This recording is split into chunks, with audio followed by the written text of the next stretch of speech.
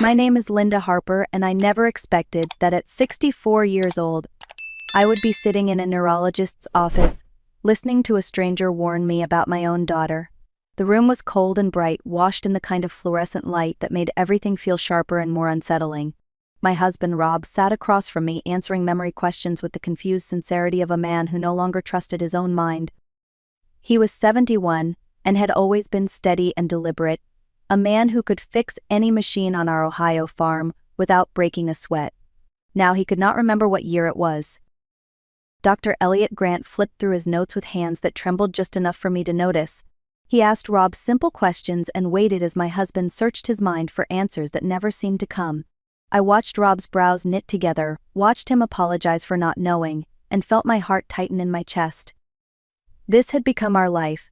Forgetting, repeating, losing pieces of the man I had known for 42 years. Beside me, my daughter, Melissa, tapped her polished nails on her designer purse and said all the right things. She comforted me with her smooth voice, talked about being proactive, and reminded the doctor that she handled all of Dad's medications. When she excused herself to step out for a moment, she lifted her purse as if it weighed more than it should, and left the room with quick, controlled steps. The door clicked shut behind her, and in that small sliver of quiet, Dr. Grant leaned forward. His voice dropped into a low whisper meant only for me. "You need to contact the authorities. About your daughter." His eyes were steady, but fear flickered underneath. I opened my mouth to ask what he meant, but before I could even breathe a question, the door opened again. Melissa walked back in with a bright smile that did not reach her eyes. She sat down gracefully, folded her hands in her lap, and acted as though nothing in the world was wrong. But something was wrong. I felt it in the pit of my stomach, the way a storm announces itself with a distant shift in the wind. On the silent drive home, I watched the back of Melissa's head as she drove. The doctor's words echoed through me again and again, steady and undeniable. If my husband was not sick by nature, then something far darker was happening under my own roof, and the person responsible might be my own daughter. I grew up believing that the strongest things in life were the land beneath your feet, and the people you shared that land with. Our farm in Maple Ridge, Ohio had been in Rob's family for 3 generations. It was the kind of place where seasons shaped your days, and where you could predict the weather just by watching how the wind moved through the corn. Life there had always felt honest and steady, until the day Rob started forgetting things that no farmer ever forgets. At first it was small slips. He misplaced his keys, he forgot the name of our neighbor's new baby. He repeated the same story about his high school baseball days as though he was sharing it for the first time. I convinced myself it was normal aging. We laughed it off in the beginning. Everyone forgets sometimes. But then the moments began to stretch. He would stare at a tool in his hand as if it belonged to someone else. Once he asked me what day it was 3 times in the same hour. One morning I found him sitting in the barn staring at our old tractor. The very tractor he had repaired 100 times and taught our son to drive. He told me softly that he did not remember how to start it. I watched his hands tremble with frustration and fear. That was the moment my heart broke, because I knew this was more than getting older. Something deeper was slipping away. Melissa started showing up more often around then. She would sweep into the farmhouse with her heels clicking like she was in a downtown office instead of a dusty kitchen. She smelled like expensive perfume that never belonged on a farm. She hugged Rob tightly, kissed my cheek, and talked about how we needed to plan ahead. She said it was time to think about legal protections, updated wills, financial preparations, and long-term care. She framed it as responsibility, but her questions always circled back to the property, the deed, the land, the house. Sometimes I would walk into a room and catch her photographing the antique furniture or quietly opening drawers as if she was taking inventory. She always laughed it off. "Just memories, Mom. Just organizing." But something in her eyes was harder, calculating in a way I had never noticed in her younger years. Our son Ethan lived in Boston and visited when he could, but his life was busy. Melissa became the child who stepped in. She supervised doctor appointments and insisted on managing Rob's pill box every week. She made it seem like she was saving us. At the time I wanted to believe her. I wanted to believe she was helping because she loved us. I did not yet understand the truth hiding under her polished smile. Dr. Elliot Grant's office sat on the 4th floor of a building that always smelled faintly of antiseptic and old carpet. The hallway lights buzzed overhead as if they were as tired as the people walking beneath them. Melissa led the way with confident strides while Rob and I followed slowly behind. He held my arm like a child afraid of getting lost, and I held his hand as if my grip alone could anchor him to reality.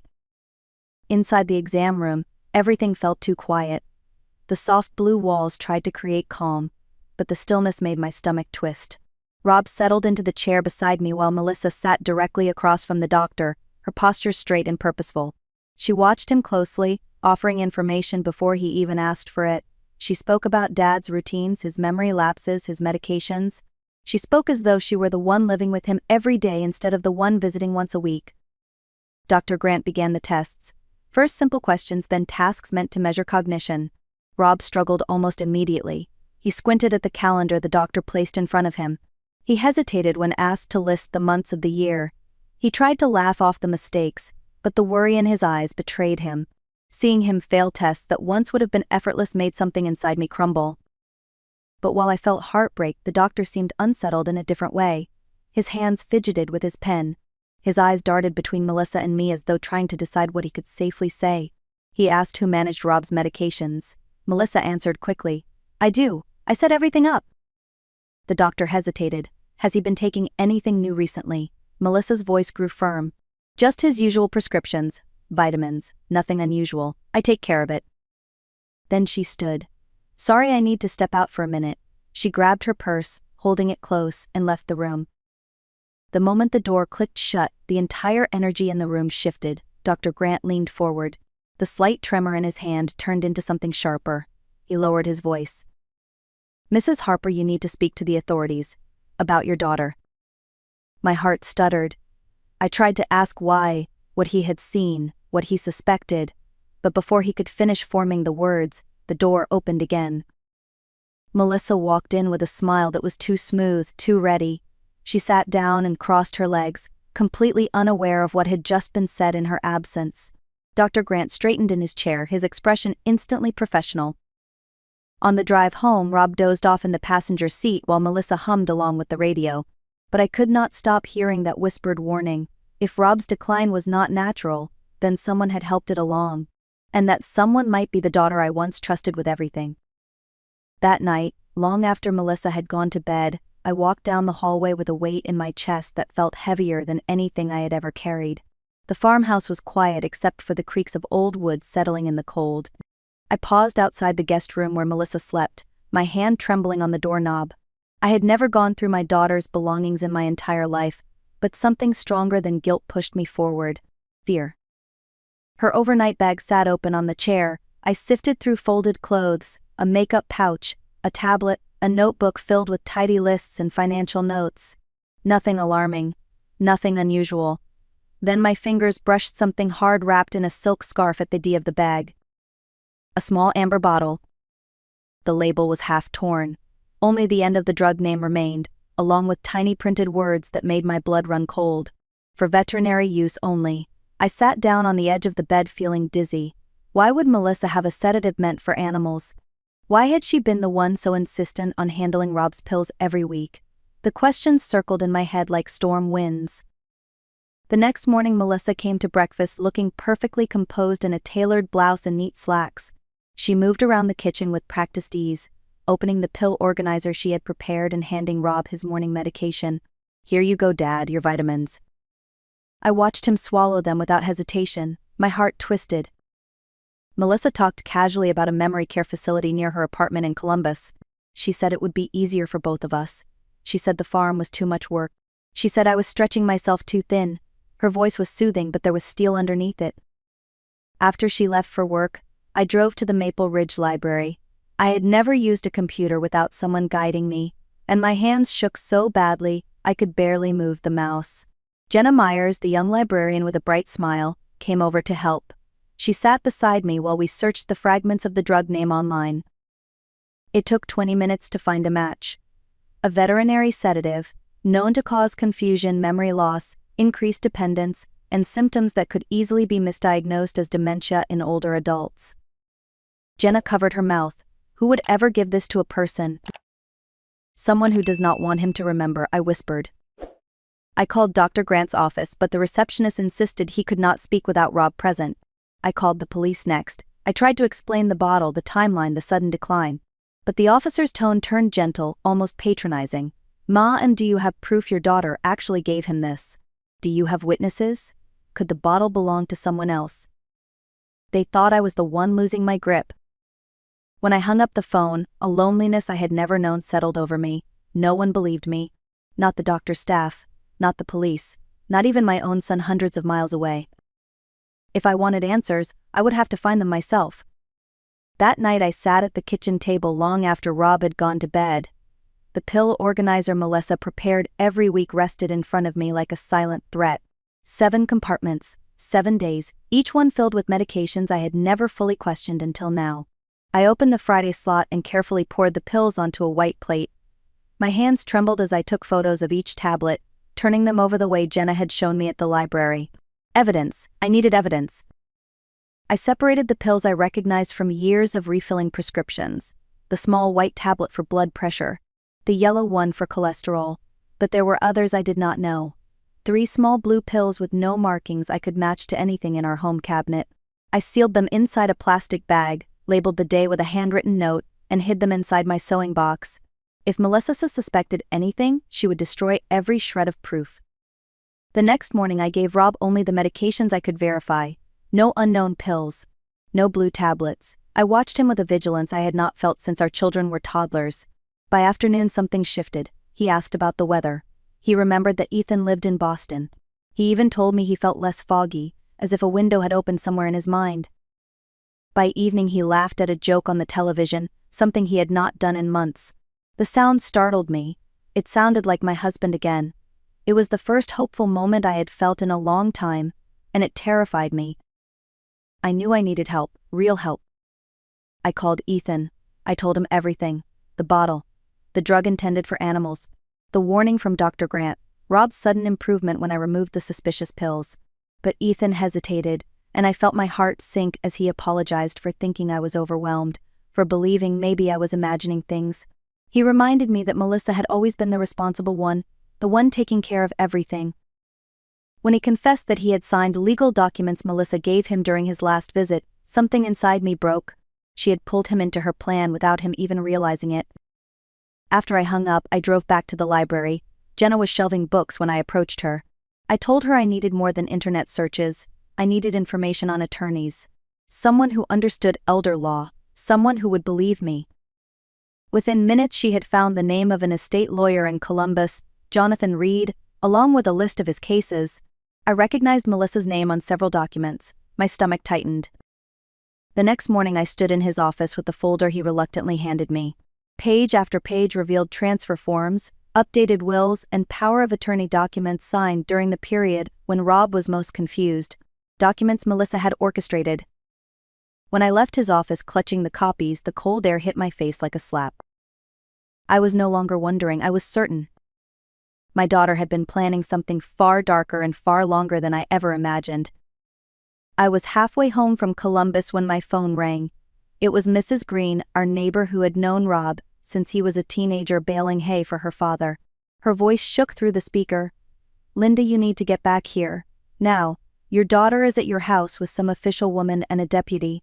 They are talking about taking Rob." For a moment the world around me blurred. The road. The fields. The sky. All of it spun together. I pulled the truck onto the shoulder and forced myself to breathe. Melissa must have sensed I was getting close to the truth, and now she was moving fast. "I do not let anyone take my husband out of that house," I said, "and tell Tom to start recording everything." When I pulled into the driveway, Melissa stood on the porch with her arms folded and her expression perfectly staged. Next to her was a woman holding a clipboard, introduced as Karen Doyle from Adult Protective Services.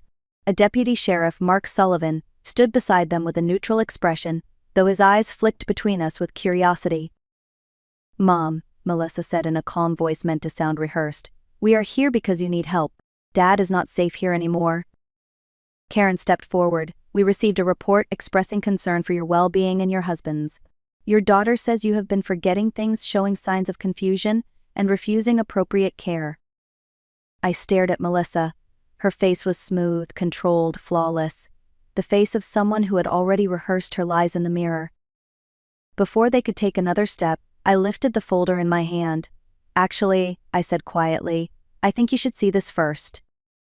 I laid the documents across our kitchen table. The power of attorney papers Melissa drafted, the property transfer forms, the updated will sign during the worst of Rob's confusion, and then the bottle. The small amber bottle wrapped in the silk scarf. Deputy Sullivan leaned in. "This is not a human prescription." "It is a veterinary sedative," I said.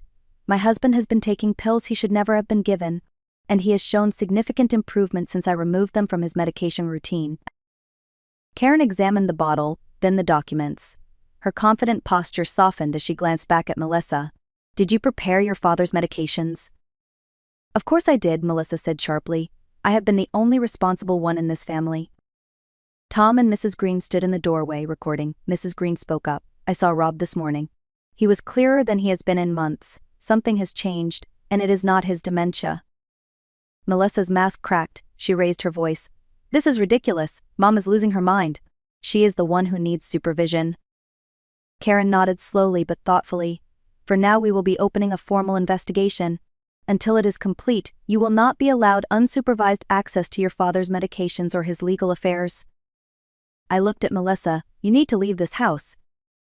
Her eyes flashed with something between anger and disbelief. But she left, and for the first time in months, I felt the ground beneath my feet steady again.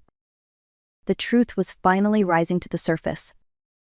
The investigation moved faster than I expected. Within days, Rob's blood work came back, and the results were impossible to ignore. His system showed consistent levels of a veterinary sedative along with traces of a benzodiazepine compound that no doctor had ever prescribed to him. The combination could cause confusion, memory loss, disorientation, and symptoms nearly identical to dementia. Symptoms that had begun disappearing the moment I stopped giving him the unidentified pills. Dr. Elliot Grant agreed to testify, so did an emergency room physician who reviewed the lab results.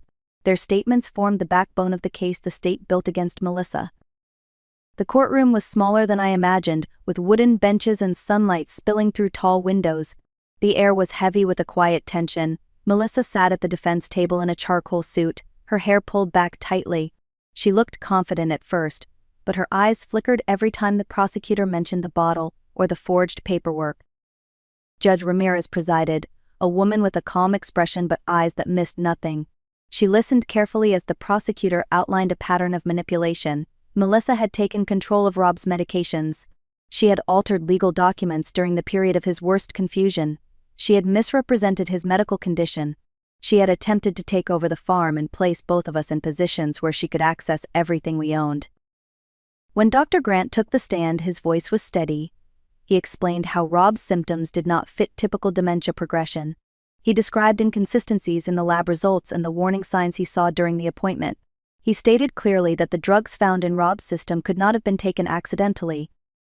Ethan testified as well. He admitted he had trusted his sister, signing paperwork without reading it, believing she had our best interests at heart. His voice cracked when he apologized to me and Rob. Melissa's attorney tried to frame her as overwhelmed, well-intentioned, or misinformed, but the evidence was too strong. The documents she orchestrated, the medication patterns, the medical reports, the witness statements. Before the trial could continue toward a full verdict, Melissa's lawyer requested a plea agreement. She would plead guilty to elder abuse, fraud, and unlawful administration of a controlled substance in exchange for a defined sentence. In the final hearing, Melissa stood to face Judge Ramirez. She admitted what she had done. She claimed she had been desperate, drowning in debt, terrified of losing her lifestyle. She said she had not meant for things to go so far. Judge Ramirez sentenced her to 5 years in state prison, with eligibility for early release after 3, along with mandatory restitution for medical testing and legal fees. The gavel struck once, echoing through the silent room. Justice had been handed down, but no sentence could ever repair the fracture left in our family. In the weeks after the sentencing, the house felt strangely quiet. Not empty the way it did when Rob was sick, but quieter in a steadier, gentler way. For the first time in years, I wasn't waking up to fear. I wasn't analyzing the sound of footsteps in the hallway. I wasn't watching someone I loved drift further from himself. Instead, I watched my husband recover. Rob's memory didn't return all at once. It came back in small pieces, like scattered photographs slowly being gathered into an album. He remembered the name of our first dog. He remembered the exact spot behind the barn where he taught Ethan to throw a baseball. He remembered the smell of the orchard in late summer and the porch swing he built during our first year of marriage. One afternoon, he looked at me across the kitchen table and simply said, "Thank you for fighting for me. I won't forget that again." I squeezed his hand so tightly I thought I might break. Ethan visited often. He apologized more times than I could count, guilt coloring every word. I didn't blame him. Melissa had manipulated him the same way she manipulated us. He had been blind, not cruel. He worked tirelessly to make things right, helping on the farm, organizing paperwork, setting up safety measures and cameras, insisting we never again rely on one person for all information. He was determined to learn from what happened. The community surprised me most. Neighbors brought meals, offered help with repairs, and sat with Rob during appointments when I needed rest. They didn't treat us like victims. They treated us like family, people who survived something hard and came out stronger. But forgiveness, true forgiveness, did not come easily. Some nights I still lie awake thinking about Melissa's face when the verdict was read. Not with pity, not with satisfaction, just a numb, hollow ache that once I had rocked that girl to sleep. I had taught her to braid her hair. I had slipped notes into her lunchbox telling her she was loved. And she had nearly destroyed us. Healing isn't a straight road. Some days it feels simple, other days it feels impossible, but piece by piece we're moving forward. The land is steady beneath our feet. The orchard is blooming. Rob laughs again. Ethan shows up without being asked. Life is different, but it is ours again. And if there is one lesson I want anyone listening to take from my story, it is this. Trust your instincts even when others doubt you. Protect your peace even when it costs you something. And never underestimate the quiet strength you carry, especially when you think you have none left.